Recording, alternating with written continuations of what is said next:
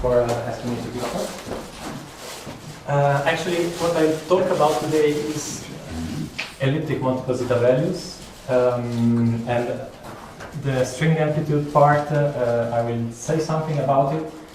Motivates the way I study elliptic multiple zeta values, but you will see more tomorrow in the talk by Johannes Bröder.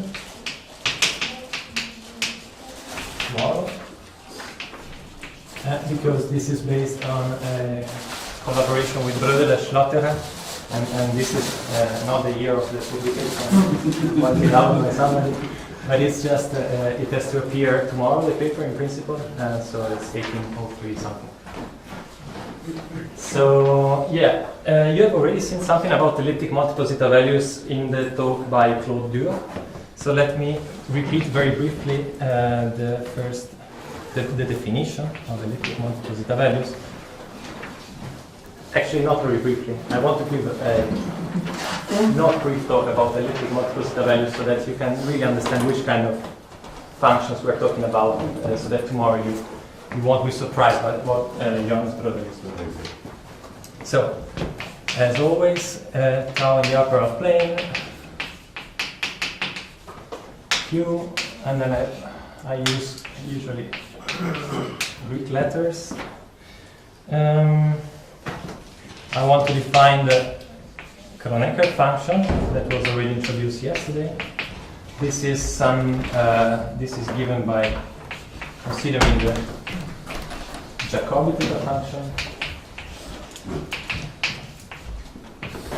So yesterday squiggle was Z. Yesterday C was a C. Yes, sorry for that. Yes. But I try to stay as close as I can with the notation you've seen already yesterday and you will see tomorrow. So this is a classical function that was studied first by Kronecker function, and actually many of these properties were studied, of the property of this function were studied later in a paper by Xavier. And this is the odd Jacobi theta function. So this means that these theta functions have simple poles. Have simple zeros in the lattice point, and they are entire function. Good. So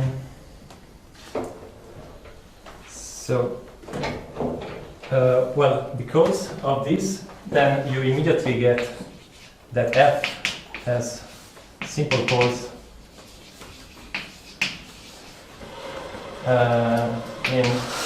in lattice points with respect to both psi and alpha. So one thing that was already shown the other day is that if you formally expand this as a power series in the variable alpha, that for us is more like a formal variable, well, you can get something which is called usually in the physics literature Gn of C dot alpha to the n minus 1. So there is indeed a simple pole in alpha, and how are these G functions, how do they look like? I think we didn't see this explicitly in the other talk, so let me give you an idea. So these functions are given by, well, the very first one is super simple, it's just 1. Then the second one, it doesn't take you long to figure out that this is given by the derivative of theta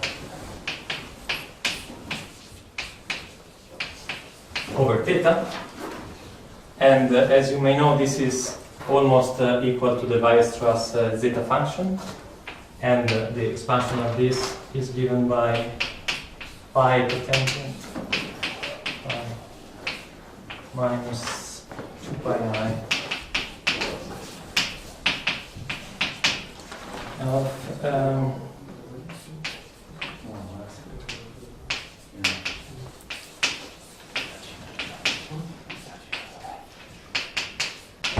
So let me call u e to the 2 pi I xi, and then you can write your function g1 in this way, directly from the definition. And then if you have I n, then, so let me remark that here you have, this is where the simple poles in xi come from this factor from the cotangle. And otherwise you have functions without poles, which are given by 2 pi I to the n over n minus 1 factorial. Bn over n minus some of u to the n plus minus 1 to the n u to the minus n p to the n minus 1 q to the m p. So, and this is for n bigger or equal than 2. So they are now holomorphic functions, and they constitute the kernels that were considered by Hausdorff to define elliptic multiple zeta values, which are defined in the following way. So A elliptic multiple zeta values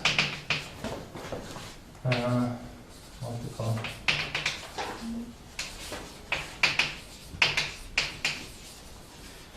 are given by certain iterated intervals. So let me first give you the definition for n1 and r bigger or equal than 0, but n1 and r different from 1, because since you have a pole given by the cotangent for the n1 case, then you have to do something different. You have to regularize your integrals. But in the convergent case, they are just simply given by integrals or simplex of g1, gn1, t1, dq1, g, and r, tr, dtr. And I will use this shorter notation from now on for iterated integrals. This is just defined. So it's the integral over the path 0, 1 of.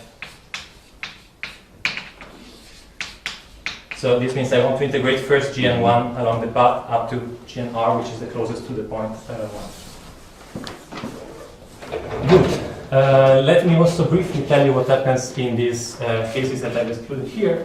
It's very similar to what happens for the ordinary multiple zeta values. So if n1 is equal to 1 or nr is equal to 1,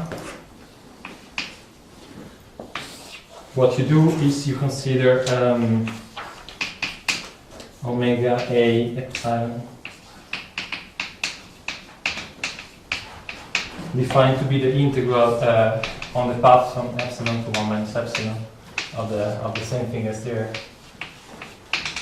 So this is good now for any epsilon bigger than 0, small epsilon bigger than 0. And then what you do is you can prove that you can write this as I epsilon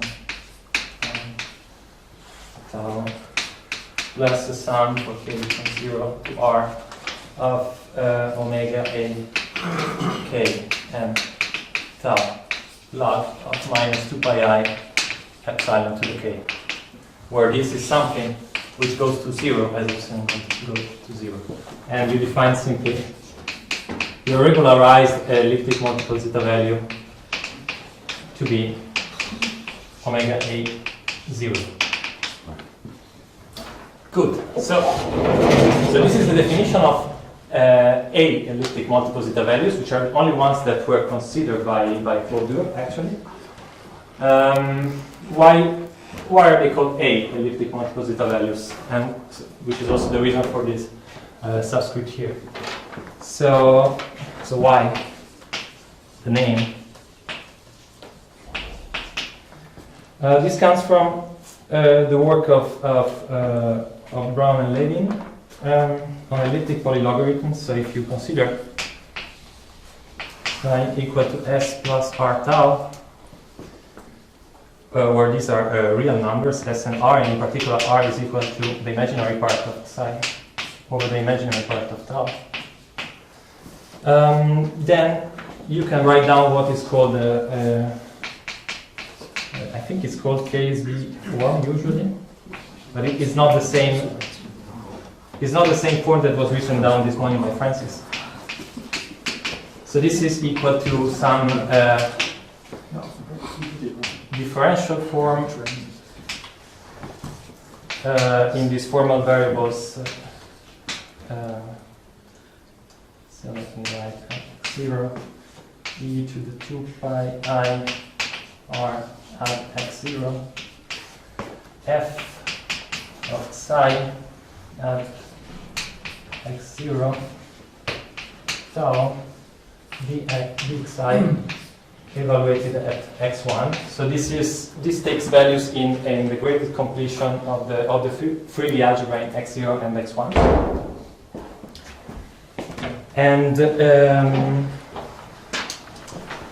And what is known is that because of this, you have this integrability condition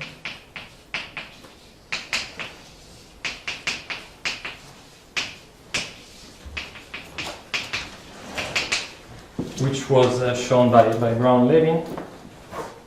Then you can generate all homotopy invariant iterated integrals on a punctured elliptic curve.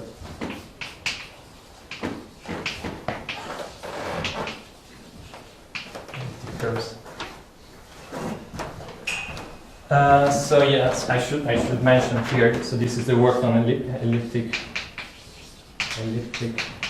multipoly logarithms by Brown and Levin, and is related also to the work of Kalak,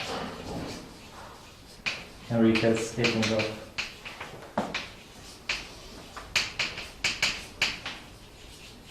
On elliptic associator. So I was going to explain why the A there. Well, what happens is that if you consider your torus, your complex torus, well, let me write it in another way. So you have 1 at tau. So if you call this cycle of the torus A and this cycle B, you have that on A, you think as 0, 1. Your form, your variable R, which was the imaginary part of psi over the imaginary part of tau, is just vanishing. And because of this, one can prove that actually, if you consider these elliptic multiple polylogarithms, so homotopy invariant iterated integrals, and you want to consider what happens if you go from 0 to 1 on this path, then this space of functions is given exactly the same space of functions given by homotopy invariant iterated integrals. So in other words, so A elliptic NZBs are elliptic, can be seen as elliptic multiple polylogs on 0, 1 on the A cycle. So I think this was proven rigorously by Niels Mattes. Maybe I should have mentioned that the two main names about these elliptic multiple zeta values are Benjamin and Enriquez, who defined them in that way, and then afterwards Niels Mattes, who studied more properties in his PhD thesis. Good. So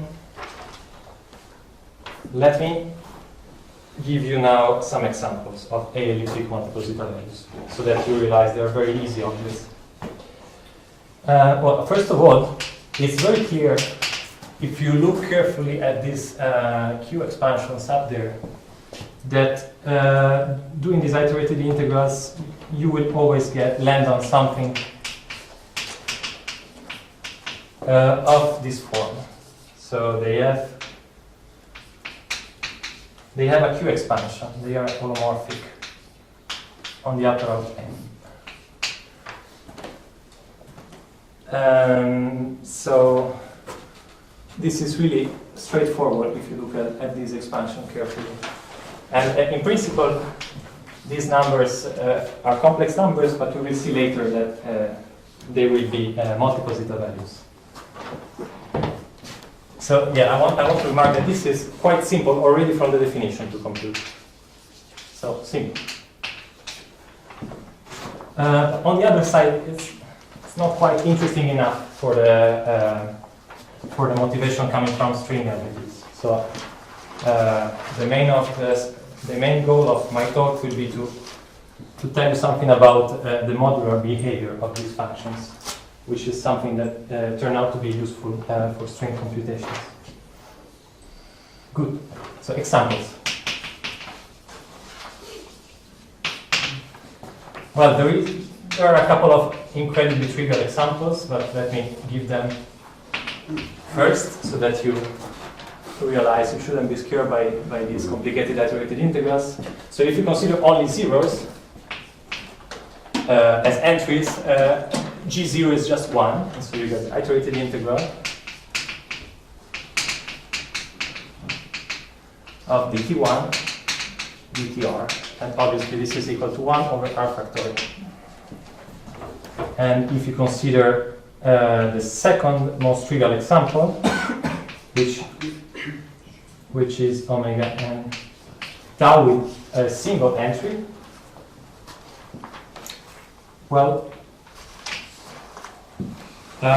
so let me take n bigger or equal than 2 because I don't want to talk about the divergent case. Then you see that actually if you integrate this guy from 0 to 1, whenever m is bigger than 1, these terms will just disappear. And so what you get is simply the constant term, which is 2 pi I to the n over n minus 1 factorial bn, over n factorial bn. Yeah.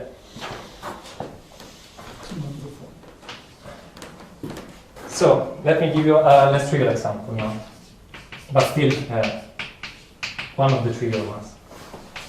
So if you consider this divergent elliptic multiple zeta value, so I'm not going to show you how to compute this, but it's just you use this definition and it's not difficult.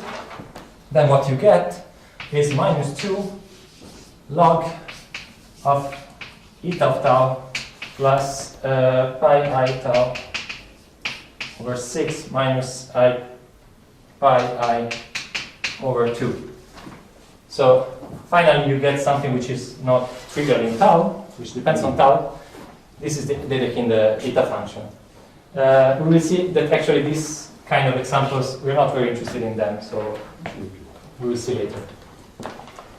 But already from here, you can see that if you do the derivative of these elliptic multiple zeta values, so you consider d over d tau omega a 1 0 tau, well, it's well known what's the derivative of the log of eta is basically the second Eisenstein series G2.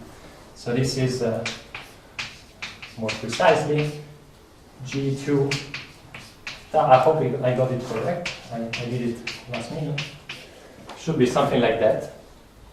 And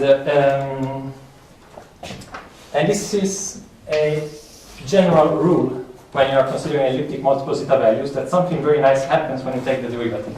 So this is the theorem by Benjamin Enriquez, that maybe I should state in another light.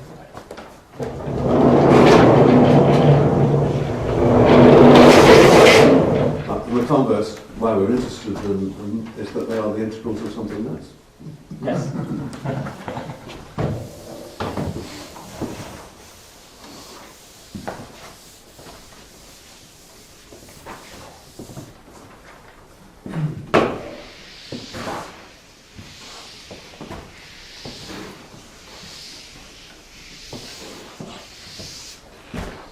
Okay, so what's this theorem by Enriquez?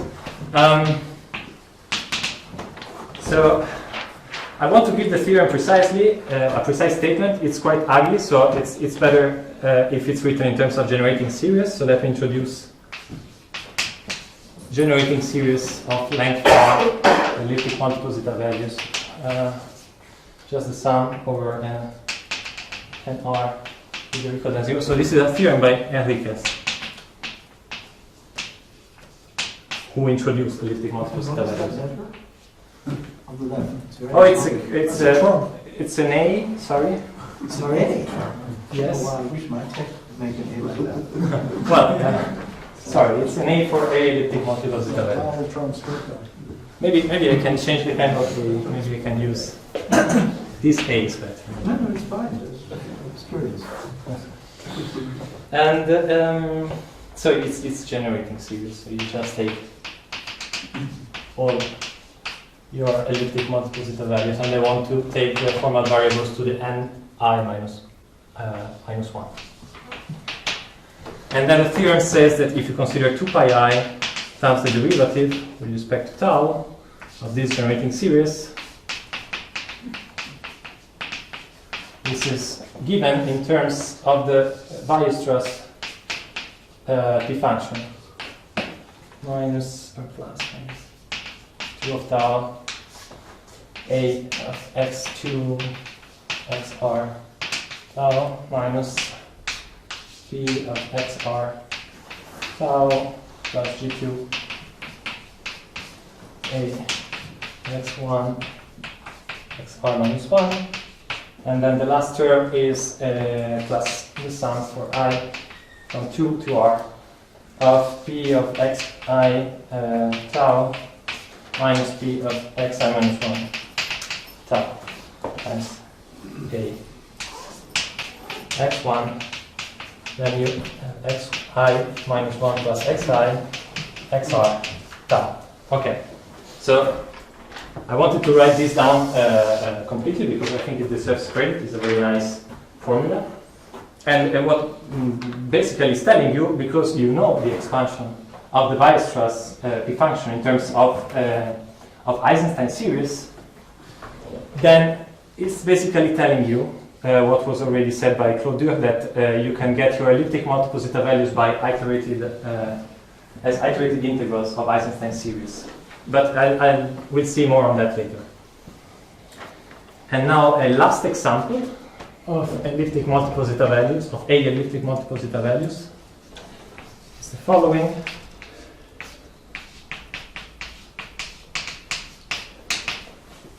So here I just give you, I mean, you can work out this as an exercise. I just give you the very first terms of the Q expansions, which are somewhere up here.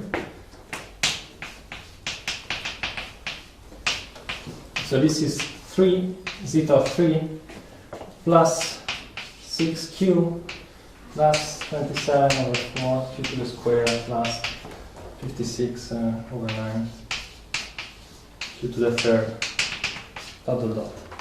So you find for the first time some non-trivial multiple zeta values, which is not just the power of pi, and in fact it's really not difficult to see this, but there is a very nice formula by Enriquez, which tells you, yeah, maybe I can give you the formula. So again, theorem by Enriquez, which tells you that if you consider the generating series of the generating series above, tau, yeah, sorry, actually, I'm sorry. I want to compute this. So this is to the nr and x0 with n1 x1 tau, and then I want to multiply by minus 1 to the r. Then, oh, by the way, that's not a good notation because I call R two different things, but I hope there is no confusion. then you can write this generating function in terms of the Drinfeld associator, which is the generating function. But it's on formula anyway. What are n1 up to nr if r varies? I don't understand the sum. So you're You right. add to the power n1 up to nr, it doesn't seem to make sense. Yeah. No, I still don't know now what's I'm sorry. Let me think about it. I just want to say that I consider the generating series of these guys. Yes. Do you put a t to the r somewhere? Sorry? This. It's put in -1 to be what it's presumably graded. So I just want to say that here you have r variables, and they're Okay, no, then This is just one it's to- good, it's the same R. okay. And But what's it equal to? And It's this- slightly some, the number of okay, and then I need to change the alphabet actually, but the theorem tells you that there's a formula in terms of the Drinfeld associator, which is the generating series of the classical multiple zeta values. B a to the -1 plus big O of terms which are exponentially small, where a is equal to the commutator of x1 and x0, and b is equal to add x0 over the exponential of 2 pi I at x0 minus 1 applied to x1. So you have this complicated change of variables, but then you have very nice formula, closed formula for the constant terms of elliptic multiple zeta values, which are not so difficult to compute directly from the definition, but if you go to more complicated examples, it's better to use this formula. Could I think Yes? exponential in the middle has a b rather than an I thought it has an A, but because the B comes out in the B elliptic case, in the middle, but maybe so let's say maybe there's a B. It doesn't really matter for us. Okay, so this is all I want to say about classical things that are known. Or maybe just a remark. So before I erase it, no, it's up there. So the remark is that these two theorems of Enriquez, if you put them together, imply that your coefficient in the Fourier expansion have to be multiple zeta values up to adding positive and negative powers of pi. So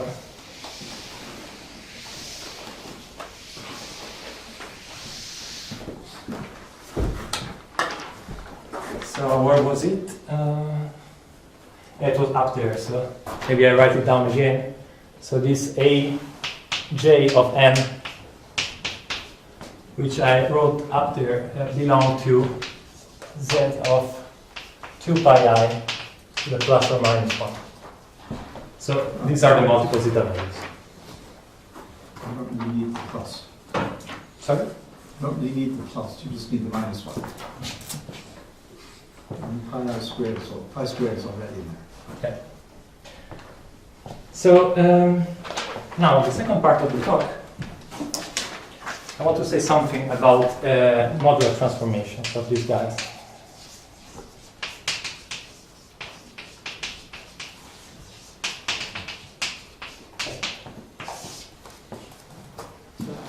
Why have you got negative powers of 2 pi?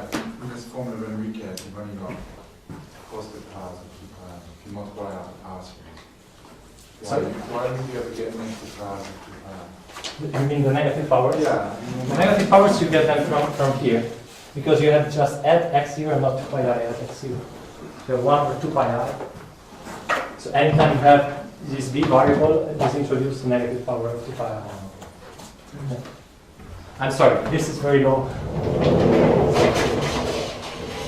Okay. So, well, obviously, if you do this you get same. But what about doing this? So let me now open a little box. So Enriquez defines something which he calls B elliptic multiple zeta values, which have the B in here, but you haven't seen them in the previous talks. One can equivalently define them. So I picked this definition, was not the original one.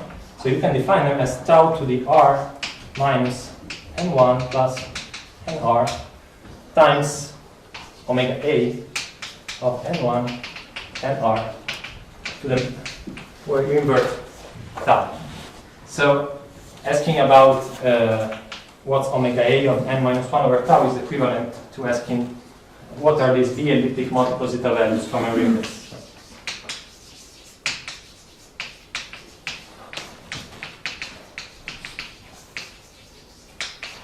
And they're called B elliptic multiple zeta values because actually you can write them as integrals over the straight path from 0 to tau, which is the D cycle of the elliptic curve, of certain kernels, which are not anymore the G's, are the F's from Claude-Dur's talk, but it's not important what they are. They're just certain real analytic version of the G's. They were already introduced yesterday. And the point is that if you want to consider now special values of elliptic polylogarithms, so homotopy invariant iterated integrals from 0 to tau, unfortunately these guys are not homotopy invariant by themselves, but you can show, and I think it was shown again by Nils Mattes, that all the special values of multiple polylogarithms on the B cycle can be written in terms of these guys after taking positive and negative powers of tau. So you have some. So what I want to say is that computing these guys is enough to compute special values of multiple polylogarithms on the B cycle. So this is what I wanted to say. And now let me go through a couple of examples. So in this case, Now you haven't yes. said anything about the multiple. This is just the definition. So what? No, I'm going to explain now something about the modular behavior. So, Okay. so first of all, I want to consider this very special case of modular transformation. Well, I want to tell you something about it, and then later Okay. I'll tell you what's the general picture, which comes from Brown's theory. Good. So, but first, the naive question is how do you compute these guys? And this might seem to be a silly question, but it's actually something important in string theory, as we will see tomorrow. So, well, the very trivial example, I don't need to say anything because there is no tau in there. But if you go to a non-trivial example, which is omega a 3 to 0 minus 1 over tau,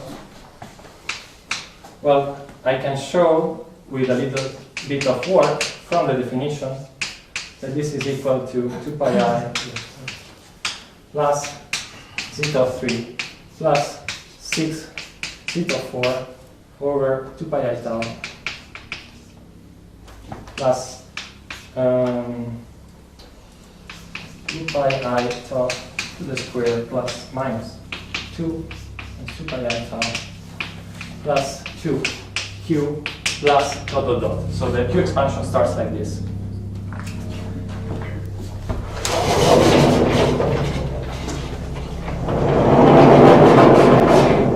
And what's a general theorem about the asymptotic expansion of these guys? I'll tell you in a second, but you can already guess from there, more or less, what's going to be. So,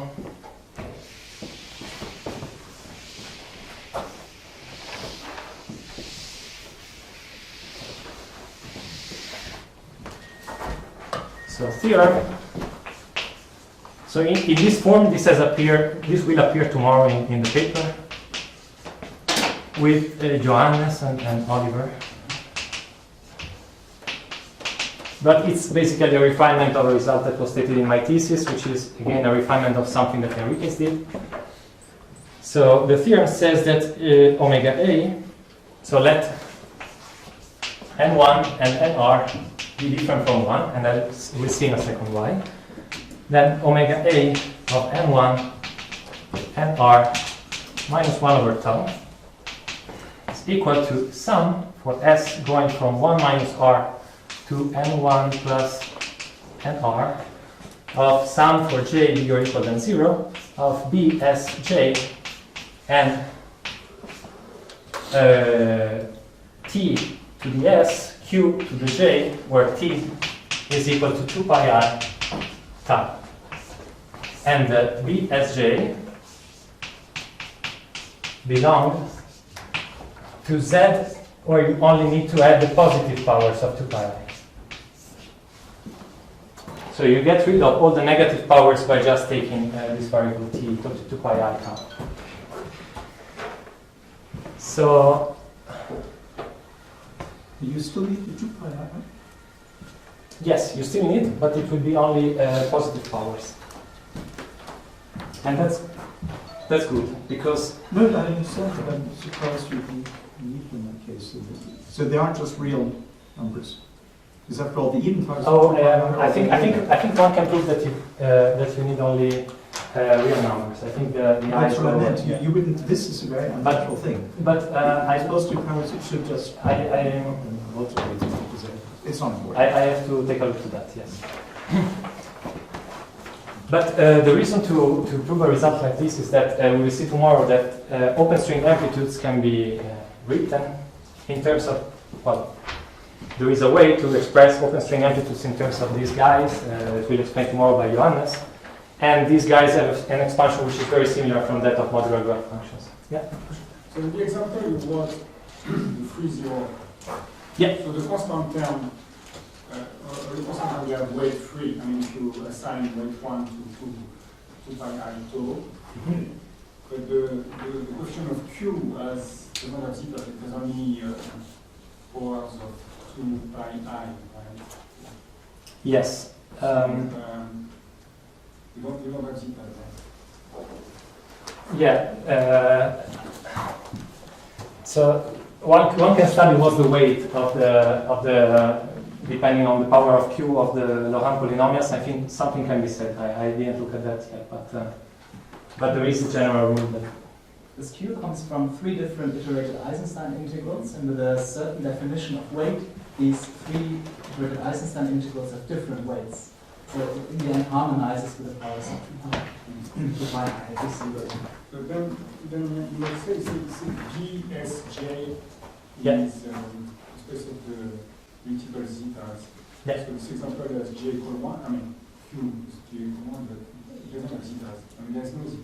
Oh, but that's rational. I mean, I want Q linear combination. So this is just In general, you will find multi-zetas also in, for higher J. It's just too trivial this example, so you don't see it. But in general, you find more complicated stuff. Okay, and just to a little remark about this, we have seen already the example omega A 1 0, which was the log of eta. And you know what happens if you take the log of eta to the minus 1 over tau. This will give you again log of eta of tau, but it will give you also something which goes like log tau, which is not something nice. But you can prove an analogous theorem by also for the divergent guys. It's just a more complicated statement. You have to include powers of tau. And Well, I seem to remember that you had some result that it would always be, I mean, if n1 or nr are both comma 1, it's just a polynomial log eta Yes. with coefficients that don't have any logs. So Yes. there aren't sort of random logs. yes, there is one more series here over the powers of log, and the expansion is but like with log eta, not with log tau. So I'm saying that the whole thing, I seem to remember, it's just a polynomial in log eta, where the coefficients again don't have any logs at all. yes. So there's only one kind of new object that you have to add to the That's true, yes. Yeah. Good. So, but in string theory, you don't find the divergent cases. So now I have a couple of questions. Question 1: how to compute in general these guys? Because from the definition, it's really complicated. It's not possible to compute it. How to compute the omega A's?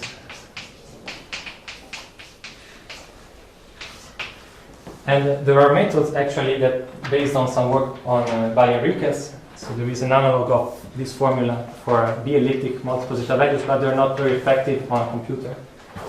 So still, I want to ask alternative method to compute them. And question 2 was in general the modular. What can be said about the modular behavior, which was the question by Don. Of the omega A's. And both questions can be addressed by looking at Brown's theory of iterated Eichler integrals of modular forms. So Brown's iterated Eichler integrals. But actually just of Eisenstein series.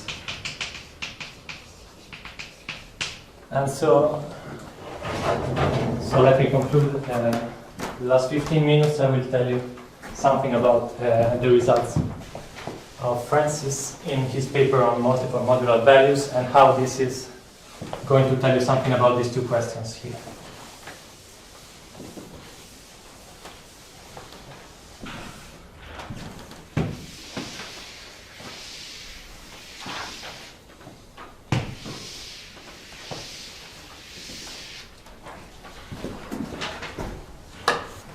Okay, so let me recall what's the Eichler integral of a modular form.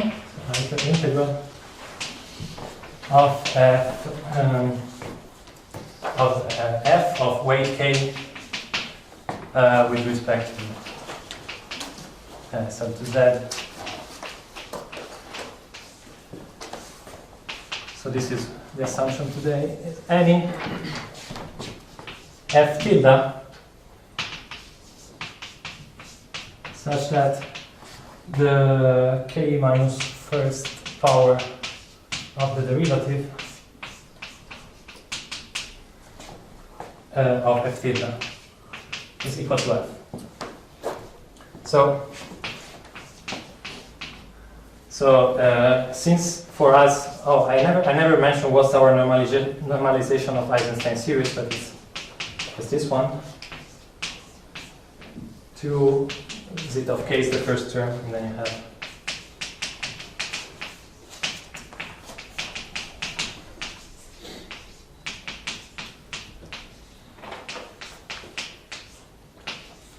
so this is Eisenstein series for me. If you want to look for the Eichler integral of something like that, well, you just need to take the k minus first primitive of this guy, which is something like this.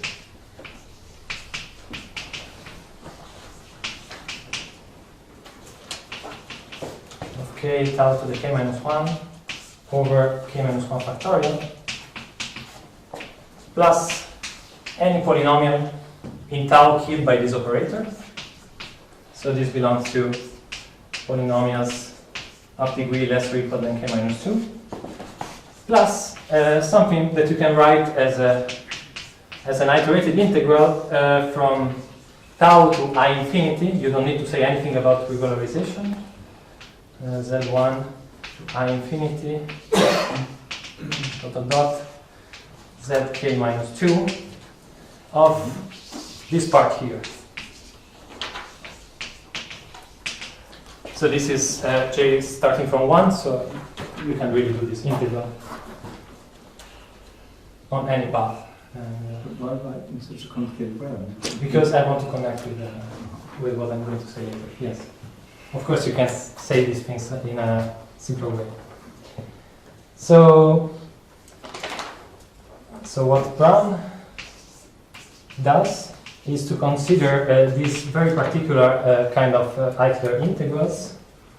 So if you have f of tau equal to the sum from j bigger or equal than 0 of aj q to the j, then you can define the integral with respect to the tangential base point at infinity of f. You can think of this as just the integral of the sum for j bigger or equal than 1 from tau to infinity of aj q to the j of aj q to the j minus the integral from 0 to tau of the first term. So this is the regularization prescripted by the tangential base point at infinity considered by Brown, and with this regularization you get that q of tau, you just set it to 0, this polynomial here. So this is our choice of Eichler integral. And then, well, let me state a fact. You can prove easily that if you consider this particular iterated integral, so here I'm really setting q of tau equal to 0, then gk of tau is equal to the integral from tau to the tangential base point of x minus zy to k minus 2 gk of z dz, and then you evaluate this as x equal tau and y equal 1. And this is the starting point to construct a generalization of Eichler integrals to iterated Eichler integrals.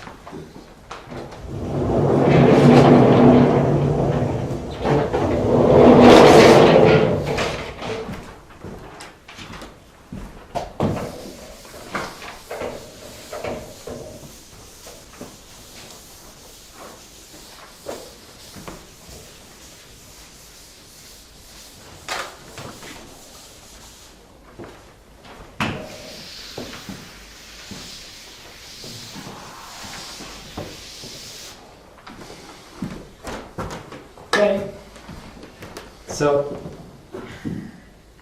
yeah, let me mention what's the very well-known property of these Eichler integrals. So for every gamma in a set to z, you have that by Gauss identity.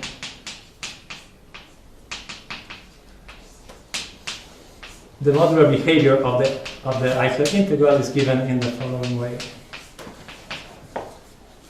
This is almost something modular, except that you have to add a polynomial here, which is called period polynomial, which depends on your element gamma. So period polynomial. And so this is a polynomial C of tau less or equal than k minus 2. Good. And actually, we will see that this example that I showed you before about the omega A somewhere, maybe I erased it. Yeah, I probably erased it. But this set of 3 that you find in this very first example I showed you of B elliptic multiple zeta values can be seen as one of the coefficients of this period polynomial. And this is a story which can be generalized because Francis Brown defined the following generating series given by the sum for k bigger or equal than 4 of gk of tau x minus tau y to the k minus 2. And then I put a symbol gk here, which will be a formal variable for us. And it considers the... So this E here is because we are restricting ourselves to Eisenstein series, to the Eisenstein space. He actually did this in full generality for the whole space. What's GK on this one? So this is just a formal variable for us. Oh. So in the talk today, it would be a formal variable. And you define this integral. So here is always this prescription at infinity. You generate all possible iterated integrals in Eisenstein series.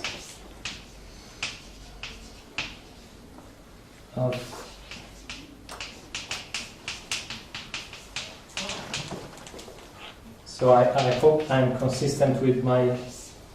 I might have messed the order of the integration.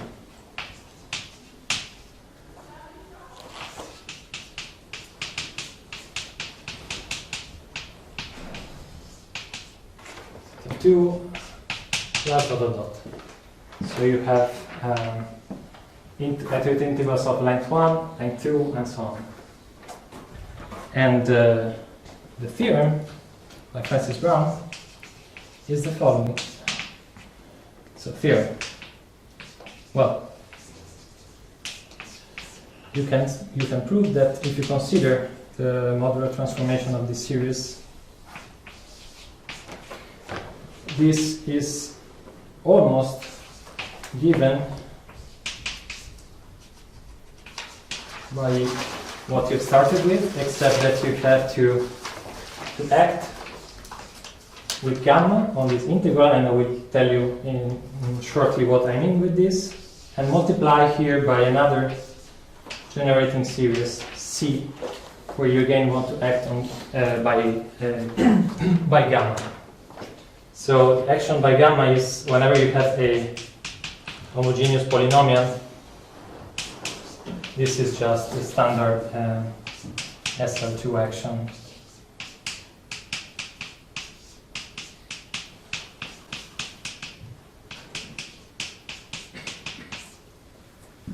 And remember, these are guys where you have infinitely many pairs of formal variables x1, xi, yi. And on all of them, you act in the following way with gamma. And what is this guy here? Well, this guy here is just and C gamma E is a formal power series, again, in all these pairs of commutative variables. X2. And the coefficients, these complex numbers, are called multiple modular values.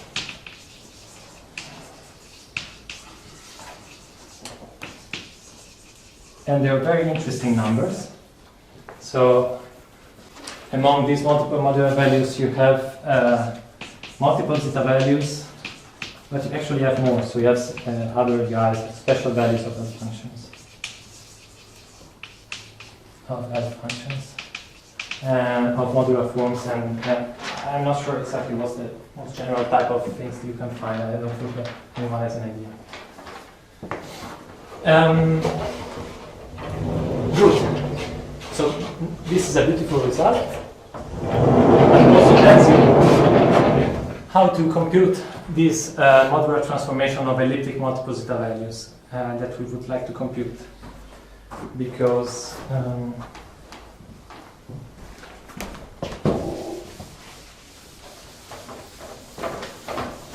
or at least this gives you one way to compute it.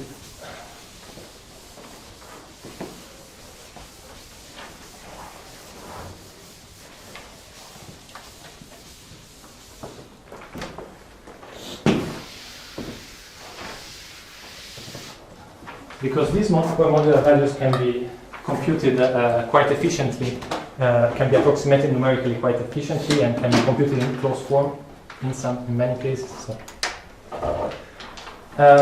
Okay, so fact. Is there not a priori definition of C gamma, or it's just defined by this formula? It's defined by this formula. So there's no. So you can because it doesn't have any type, it's just numbers. You can define. So you can use this formula to find an expression for C gamma, taking this to the other side and taking gamma equal to I, You can write Well, this. obviously, since you can specialize tau to anything. Yeah, but that's, It's a little the strange effective way you use software it. doesn't involve tau, but you can only compute by inserting a tau. So that's It's the way. it's the universal non-abelian co-cycle for fundamental group, basically. That's an intrinsic definition. It's not exactly the definition. Okay, so let me conclude by saying that elliptic multiples zeta values are special linear combinations of these kind of these iterated Eiffel integrals of Eisenstein series. So you can use this theory to compute elliptic multiple zeta values, so the modular transformation of elliptic multiple zeta values using this theorem here. And it's pretty effective. That's what we have used in our paper on string amplitudes that will be presented tomorrow. And also, let me mention that this also tells you what are basically the modular properties of elliptic multiple zeta values. So there is a little bit of work to do in the middle, but you can explicitly write down these elliptic multiple zeta values in terms of these functions here. And this basically gives you the modular behavior with respect to any gamma. So you get that you can always write them as component of omega A. Components of vector values modular forms. And well, some work must be done here, but I can tell you that the weight, you can certainly take weight 1 minus r, where r was the length of the elliptic multiple zeta values, but this is something I did partly in my thesis and still a work in progress. So there's not yet a complete formula. So there is not a, I mean, it can be worked out. It's not completely done, and it's a work in progress. And you cannot say, for example, what is the dimension of the representation. So you can say what a vector is. Yeah. Well, you can. Well, for the moment I can. Vector with. For the moment I cannot. I think it's possible. Okay, so so this is it, I think, for today. And tomorrow you will hear more about this stuff.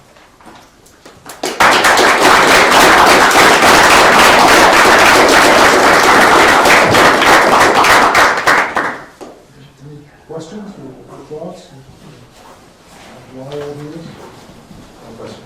Yeah. So you have this log beta coming in. Is there any connection with the quantum element formula?